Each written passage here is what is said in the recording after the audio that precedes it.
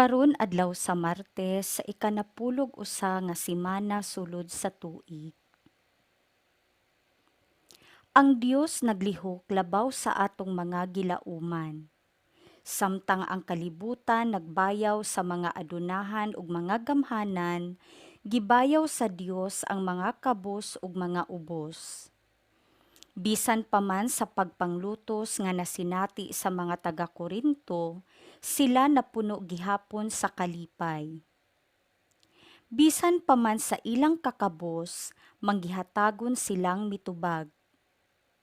Misundog sila sa panig-ingnan ni Jesus nga nagdalag kamatayon gawas sa kinabuhi. Si Jesus mitanyag sa samang tawag kanato diha sa ebanghelyo. Gidapit kita niya sa pagkabot nga mahigugmaon sa atong mga kaaway ug ayuhon pagtagad sila nga nakapasakit kanato. Tawhanon kaayo ang reaksyon nga buot usab kita mopasakit kanila nga nagpasakit kanato umangandoy nga mag-anto sila tungod sa ilang sayop nga binuhatan. Apan, panimalos kana, dili gugma. Buot sa Dios nga ang tanan niyang mga anak magpuyo diha sa hustisya ug kalinaw. Gihatagan niya ang tanan, maayo man o daotan, sa unsay ilang gikinahanglan. Mulaom gayud kita nga ang tanan moduol sa Dios ug magkinabuhi diha sa iyang kamatuoran.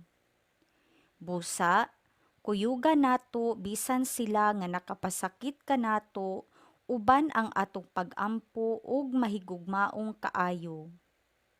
Samtang dili nato tugutan ang ubang tawo nga padayong magpasakit kanato, makalaom gihapon kita nga mobalik sila ngadto sa Dios.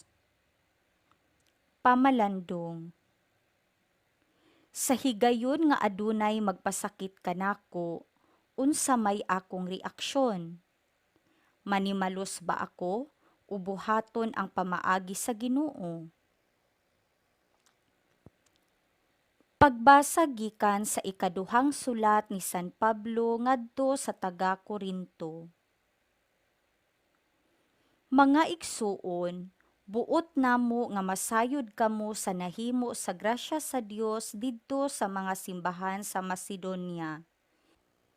Gisulayan sila pag-ayo sa mga kalisdanan nga ilang gisagubang, apan ang ilang kalipay labihan kadako ug tungod niini naghingapin ang ilang pagkamahinatagon bisan sila mga kabus kaayo.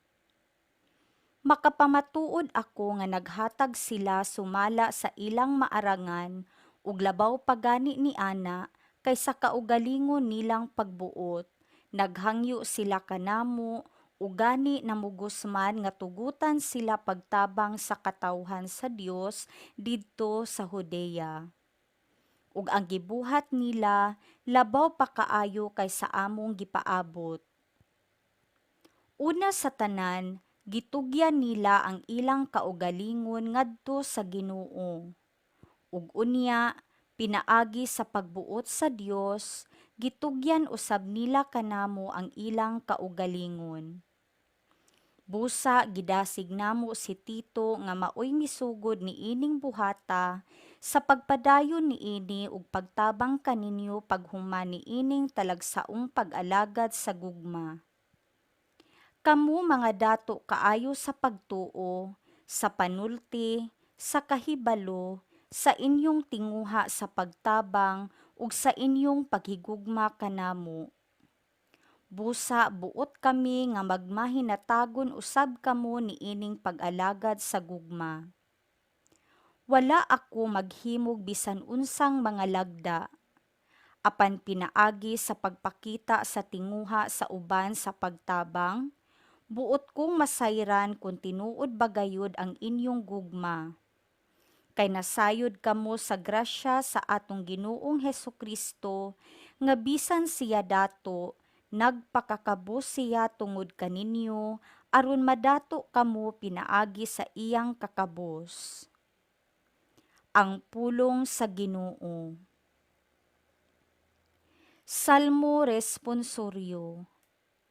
Dayga ang Ginoo kalagko.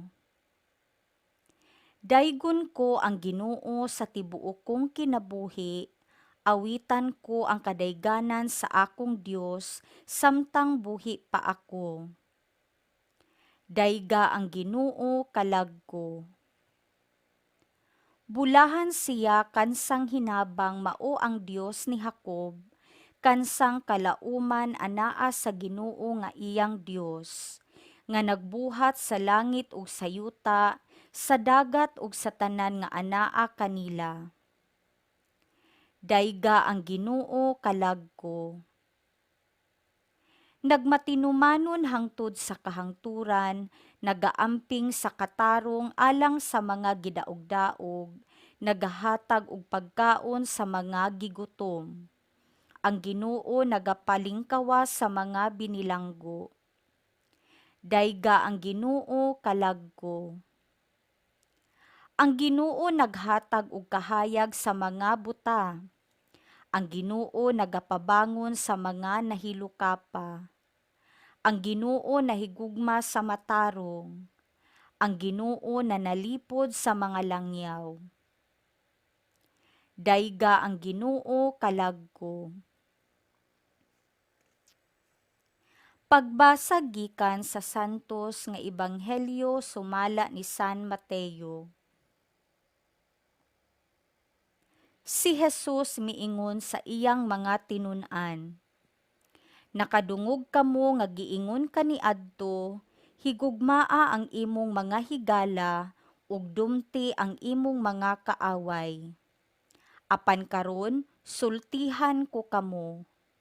Higugmaa ang inyong mga kaaway ug pagampo kamo alang sa mga tawo nga nagpasipala kaninyo aron mahimo kamong mga anak sa inyong amahan nga atua sa langit. Kay siya sa walay pagpili, nagpadan-ag sa iyang adlaw ug naghatag og ulan ngadto sa mga matarong ug sa mga makasasala. Nganong magpaabot man kamo nga mobalos kaninyo ang Dios kung kamo nahigugma lamang sa mga tawo nga nahigugma kaninyo? Bisan gani ang mga kobrador sa buhis nagbuhat man ni ana. Kun kamo makighimamat lamang sa inyong mga higala, unsa may nahimo ninyo nga labaw sa kasagaran?